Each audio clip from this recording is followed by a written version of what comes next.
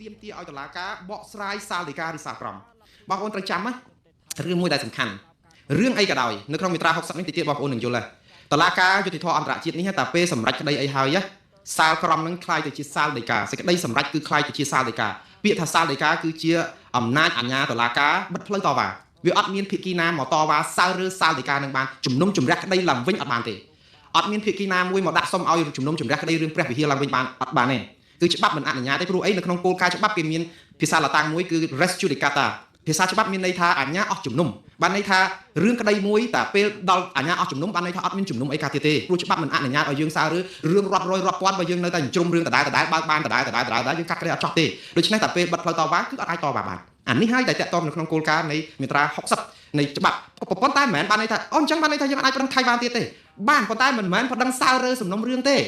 មាត្រា60ដាក់ផ្ដល់ច្រកឲ្យយើងប្តឹងឲ្យតុលាការបកស្រាយសាលដីការបស់ខ្លួនដែលមានភាពមន្ទិលគូមកខាងបកស្រាយយកតែរៀងខ្លួនគូមកខាងទៀតបកស្រាយយកតែរៀងខ្លួនចុងក្រោយឆ្លោះគ្នាឈុលដោយសារខ្លឹមសារនៃសាលដីកានៅក្នុងមាត្រា60គឺគេបានបញ្យល់ថាសំណុំរឿងអីក៏ដោយដែលបិទទៅហើយដែលអស់អាជ្ញាអស់ជំនុំលែងបើកផ្លូវឲ្យតវ៉ាបានហើយគូភាគីនៅតែអាចតវ៉ាប្តឹងទៅតុលាការនេះបានហើយការប្តឹងនេះទៀតសោតនៅក្នុងមាត្រា60អត់ត្រូវការព្រមព្រៀងពីភាគីណាទេព្រោះវាមិនមែនជាបណ្ដឹងថ្មីទេគឺសុំឲ្យបកស្រាយរឿងអីបកស្រាយរឿងដែលមន្ទិលតាក់ទងនឹងផែនទីឧបសម្ព័ន្ធទី1ដែលគេដាក់នៅក្នុងសាលដីការបស់តុលាការយុតិធធអន្តរជាតិឆ្នាំ1962និងឆ្នាំ2013ដែលតាក់ទងរឿងប្រាសាទព្រះវិហារ2លើកនេះតាមពិតរឿងប្រាសាទព្រះវិហារអញ្ញាអស់ជំនុំតាំងពីឆ្នាំ1962មកម្លេះពេលដែលតុលាការកាត់ក្តីឲ្យកម្ពុជាឈ្នះក្តីថៃហើយគឺសាលដីកានេះចូលជាស្ថាពរភាគីអាចតវ៉ាបាត់សំណុំរឿងនេះឡើងវិញបានទេបងប្អូនមានឆ្ងល់ទេហេតុអីបានកម្ពុជាអាចនឹងប្តឹងថៃបានម្ដងទៀតលើកទី2ចូលទៅក្នុងតុលាការនេះកាលពីមានចំនួន10អាវុធ2008ហើយប្តឹង2011តុលាការកាត់ក្តីឆ្នាំ2013ឲ្យខ្មែរឈ្នះទៀតពេលដែលកម្ពុជាប្តឹងថៃលើកទី2តាក់ទងប្រាសាទព្រះវិហារមិនមែនប្តឹងបើកសំណុំរឿងប្រាសាទព្រះវិហារទេគឺមិនមែនឲ្យកាត់ជំនុំជម្រះក្តីសារដើមពីចំណុច0មកវិញទេអត់ទេគឺសុំឲ្យតុលាការបកស្រាយសាលដីការបស់ខ្លួនដែលមានខ្លឹមសារថៃគេយកចំណេញហើយនៅតែទន្ទ្រានឈ្លានពានយកតំបន់នៅជុំវិញប្រាសាទព្រះវិហារព្រោះអីកាលឆ្នាំ1962តុលាការកាត់ក្តីថាបើផ្អែកទៅលើផែនទីឧបសម្ព័ន្ធមួយនៃសន្ធិសញ្ញាបារាំងសៀមឆ្នាំ1904ឆ្នាំ1907គឺទឹកដីកម្ពុជាគឺប្រាសាទព្រះវិហារគឺជាកម្មសិទ្ធិរបស់ខ្មែរនិងតំបន់ជុំវិញនឹងគាត់ថាតំបន់ជុំវិញហ្នឹងគឺតុលាការអត់ទាន់បកស្រាយឲ្យច្បាស់ថាតំបន់ជុំវិញហ្នឹងក៏ជាផ្នែកនៃរបស់កម្ពុជាដែរក៏ប៉ុន្តែថៃគេថាតុលាការបកស្រាយមិនច្បាស់លាស់ទេតំបន់ជុំវិញមិនកំណត់កន្លែងណាទេអញ្ចឹងថៃចាត់ទុកថាត្រឹមចណ្ដាលប្រាសាទព្រះវិហារគឺជាដីខ្មែរចុះពីប្រាសាទចុះពីចណ្ដាលទៅគឺជាដីថៃអញ្ចឹងបងប្អូនថៃគិតឆ្នាំ1962ក្រោយតវ៉ាក្រោយតែសម្រេចក្តីហើយគឺថៃអត់ទទួលស្គាល់អាតំបន់ហ្នឹងថាប្រាសាទព្រះវិហារជារបស់ខ្មែរថៃអត់ប្រកែកទេបានន័យថាម៉េចថៃទទួលស្គាល់ថាប្រាសាទព្រះវិហារជាកម្មសិទ្ធិផ្ដាច់មុខរបស់ខ្មែរហើយដីដែលនៅតែថៃប្រកែកគឺដីដែលនៅជុំវិញហ្នឹងអញ្ចឹងហើយបានជាថៃគិតថាយកបន្លាលួសទៅបាំងដីនៅឲ្យជាប់ជើងប្រាសាទព្រះវិហារអត់ឲ្យយើងចូលបានតើមានអ្នកណាកាត់ក្តីឲ្យផ្ទះខ្លាយទៅជាកម្មសិទ្ធិរបស់យើងហើយដីជុំវិញផ្ទះគឺជាកម្មសិទ្ធិរបស់ថៃហើយយើងទៅចូលប្រាសាទព្រះវិហារដល់ចុះតាមខ្សែរ៉តពីលើដើមចំចទៀលឬក៏ពីកតុំរុយឬក៏យ៉ាងម៉េចវាត្រូវតែដើរចូលវាត្រូវតែដីជុំវិញវាមិនដែលណាកាត់ដីផ្ទះឲ្យយើងឲ្យតំបន់ជុំវិញហ្នឹងយើងនៅកណ្ដាលកោះហើយយើងទៅចូលផ្លូវហ្នឹងរួចបើសិនជាដីកម្មសិទ្ធិជុំវិញជារបស់អ្នកដទៃអញ្ចឹងថៃគេបកស្រាយអញ្ចឹងថាតុលាការកាលហ្នឹងកាត់ឲ្យព្រះវិហារឈ្នះតែមកខ្មែរមែនប៉ុន្តែដីក្បែរហ្នឹងដីរបស់ថៃដោយសារតែរឿងហ្នឹងហើយបានជាថៃឈ្លានពានតំបន់កែវសិក្ខាគិរីស្វារៈ Will and Tree Will អីហ្នឹងបាញ់គ្នាស្លាប់មនុស្សអស់មកណោបងប្អូននៅចាំហ្នឹងអញ្ចឹងណាធ្វើឲ្យកម្ពុជាមិនមែនសាររឿងសំណុំរឿងទេប្តឹងទៅតុលាការយុត្តិធម៌អន្តរជាតិសុំឲ្យបកស្រាយសាលដីកាហ្នឹងតាក់ទងនឹងដីនៅជុំវិញប្រាសាទព្រះវិហារហ្នឹងតើបានមកខ្មែរដែរឬយ៉ាងណា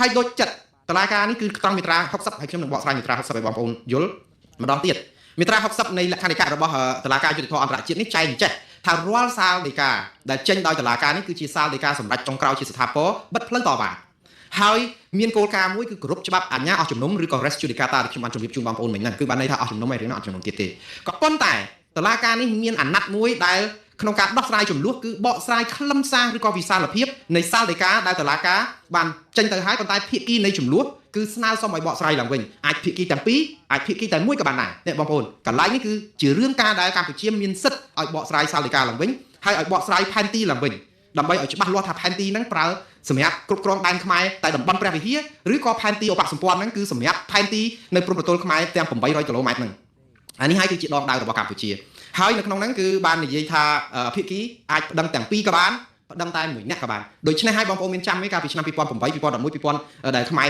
ប្តឹងថៃឲ្យបកស្រាយថៃអត់ទទួលស្គាល់យុត្តិធម៌របស់តុលាការនេះទេថៃថាខ្ញុំអត់ទទួលស្គាល់យុត្តិធម៌ប៉ុន្តែខ្មែរយកមាត្រា60នេះយកមកប្រើប្តឹងថៃបានឲ្យតុលាការបកស្រាយសាលដីកាតាក់ទងនឹងតំបន់នៅជុំវិញប្រាសាទព្រះវិហារ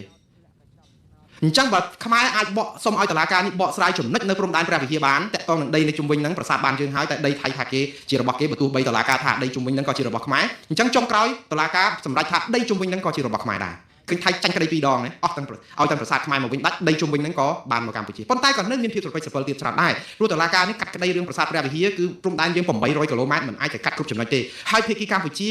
ក៏មិនអាចទៅយកផែនទី800ឬក៏ចំនួនព្រំដែន800គីឡូម៉ែត្រនឹងយកទៅដាក់ប្តឹងទាំងអស់នឹងគ្មាននរណាគេកាត់ក្តីយើងដែរតោះតែយើងលើកចំណុចមួយប្រាសាទតាមាន់ធំប្រាសាទតាមាន់តូចប្រាសាទតាកបីភ្នំត្រុដិឥឡូវហ្នឹងដីទាំង14ទីតាំងនេះយើងអាចប្តឹងអញ្ចឹងបានឬក៏ចំណុច45ដូចលោកអ៊ុំសំអានលើកឡើងគឺអាចប្តឹងចំណុចជាក់លាក់អញ្ចឹងហើយបានជាខ្ញុំចេះតែទាមទារឲ្យលោកហ៊ុនម៉ាណែតប្រាប់មកថៃឈ្លានពានដែនអធិបតេយ្យកម្ពុជាក្រោយបាត់ជុំបាញ់កុំនិយាយពីរឿងពេលបាត់ជុំបាញ់ពេលដែលយើងព្រមព្រៀងឲ្យថៃឈរជើងនៅណាឈរជើងនៅណាសូមផ្អាកនឹងនិយាយរឿងហ្នឹងសិនណាបងប្អូនរកម្មចិត្តបានហើយឃើញគេយកនេះឥឡូវគេឈូសអាភូមិជោគជ័យភូមិព្រៃច័ន្ទអីហ្នឹងគេដូរស្លាកភូមិដូរផ្លូវថ្នល់អីហ្នឹងទៅជាផ្លូវទាហានពលីរបស់គេហ្នឹងដាក់ឈ្មោះផ្លូវហ្នឹងជាឈ្មោះទាហានពលីថៃគេធ្វើអីធ្វើទៅព្រោះជាសិទ្ធិរបស់គេនៅក្នុងការធ្វើយើងគ្មានស្អីទៅហាមគេបានទេបានតែឈឺចាប់ព្រោះយើងឲ្យគេឈរជើងនៅកន្លែងណាឈរជើងនៅកន្លែងហ្នឹងបើសិនជាអាក្នុងកិច្ចបាត់ជុំបាញ់ហ្នឹងបើយើងវាយយកដីថៃបាន4 10កន្លែងកុំឲ្យអត់សោះដូចអញ្ចឹងក៏យើងឈូសឆាយបានដូចតែគ្នាដែរវាអត់មានអីថៃមកទាស់យើងបានទេព្រោះអីព្រមឲ្យយើងឈរជើងនៅកន្លែងណាបើយើងនិយាយឲ្យយុត្តិធម៌គឺអញ្ចឹងទៅរករឿងគេនៅពេលដែលគេកំពុងតែធ្វើអីនៅលើដីថាដីយើងពីមុនមកប៉ុន្តែឥឡូវយើងយល់ព្រមឲ្យគេគ្រប់គ្រងកន្លែងហ្នឹងហើយតែយើងទៅទាស់គេមិនបានរឿងទាស់គេបានតែអារឿងតែបើទាស់គេវាចូលនៅក្នុងអាគោលការណ៍ទី2ហ្នឹងគឺយើងក្បត់នឹងអាគោលការណ៍របស់ខ្លួនឯងនិយាយជំទាស់ខ្លួនឯងតើអ្នកណាគេជឿយើងដូច្នេះឈប់និយាយពីរឿងថៃធ្វើអីនៅក្នុងដីដែលថៃកំពុងគ្រប់គ្រងហើយមាននៅក្នុងសេចក្តីថ្លែងការណ៍រួមអាហ្នឹងយើងនិយាយស្អំចិត្តថាកុំឲ្យយើងនឹងអត់និយាយអីសោះទេប៉ុន្តែអត់បានទេគឺគេថៃគេនឹងយកអាហ្នឹងមកការពារខ្លួនគេថាអត់មានទេយើងចាក់កិច្ចព្រមព្រៀងគេនិយាយ100សារគេថាគេធ្វើទៅតាមអ្វីកិច្ចព្រមព្រៀងតាបាត់ជុំបាញ់គេអត់មានបានបង្កើនតបមកថ្មីគេគាត់ឈូសឆាយធ្វើអាកន្លែងដែលតំបន់ដីដែលគេគ្រប់ហើយគេថាដីនឹងដីគេពីមុនទៀតផងណាគេសំអាងពីរឿងទី1គេថាដីនឹងដីពីមុនគេទៅដើមបានយកមកវិញទី2គេថាដីនឹងមានកិច្ចព្រមព្រៀងគ្នាណាហ្នឹងអញ្ចឹងយើងកុំទៅតូមិននឹងរឿងហ្នឹងគាត់ថាយើងមិនសប្បាយចិត្តល្អហើយប៉ុន្តែកុំយកវាជានយោបាយប្រជាពិធថាយើងមិនទទួលស្គាល់ដីហ្នឹងយើងមិនទទួលស្គាល់ទេបើយើងទទួលស្គាល់ហើយតែយើងមិនទទួលស្គាល់ដីដែលគេឈ្លានពានក្រោយបាត់ជុំបាញ់នេះវាអត់មាននៅក្នុងกระดาษទេតែគេជុំបាញ់ទៅលោកហ៊ុនម៉ាណែតដើរស្រែកប្រាប់គេជុំវិញពិភពលោកហ្នឹងតើដីណាខ្លះអញ្ចឹងហើយបានថាក្រសួងការបរទេសក្រសួងការពារជាតិត្រូវការបង្ហាញប្រាប់បងប្អូនមើលថាដីណាខ្លះកុំឲ្យចិត្តតែស្មានចិត្តតែនិយាយថាគេត្រៀមឈ្លានពានក្រោយបាត់ជុំបាញ់ហើយធ្វើឲ្យប្រជាពលរដ្ឋវល់ថាអញ្ចឹងអាដីដែលគេកំពុងធ្វើហ្នឹងឈ្លានពានក្រោយបាត់ជុំបាញ់ឬក៏ព្រមព្រៀងគ្នារួចហើយអញ្ចឹងយើងអត់ដឹងកុងតឺន័រហ្នឹងគេដាក់នៅកន្លែងដីក្រោយបាត់ជុំបាញ់ឬក៏ជុំបាញ់គ្នាយើងព្រមព្រោះអីយើងអាចច្រកអានសេះហ្នឹងក៏យើងមាននៅក្នុងការព្រមឲ្យគេគ្រប់គ្រងអានៅថ្មដានៅស្អីហ្នឹងក៏យើងមានតែអញ្ចឹងតែចម្ងាយប្រហែលដែលគេចូលមកយើងឃើញខ្មែរដាក់ថាចង្កលចូលមកប្រហែលជាប្រហែលនេះ300ម៉ែត្រជាងអីណា297ម៉ែត្រទេខ្ញុំចាំមិនអស់ហើយនៅកន្លែងខ្លះប៉ុន្តែអត់បាននិយាយពីតំបន់ណាផ្សេងហ្នឹងឲ្យដាក់មើលច្បាស់លាស់ព្រោះដីខ្មែរមកចង្អាម1មីលីម៉ែត្រណាក៏របស់ខ្មែរដែរបើគេឈ្លានពានប្រហែលសូមឲ្យកូនខ្មែរដឹងតែយើងនិយាយច្បាស់វាធ្វើឲ្យយើងគ្រាន់តែធ្វើនយោបាយគេហៅថាការគេហៅនយោបាយបែបគ្រាន់តែផ្សព្វផ្សាយដើម្បីឲ្យថៃគេថាអ្នកឯងឈ្លានពានប៉ុន្តែអត់មានកតិយុត្តគោលការណ៍ច្បាប់គឺយើងអត់មានតម្លៃអត់មានទម្ងន់ទេ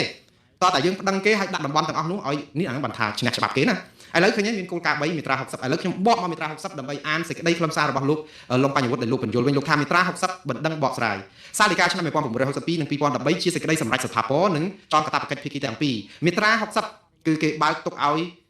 មាត្រា60នេះសំទោសបាទមាត្រា60នេះគឺវាមាន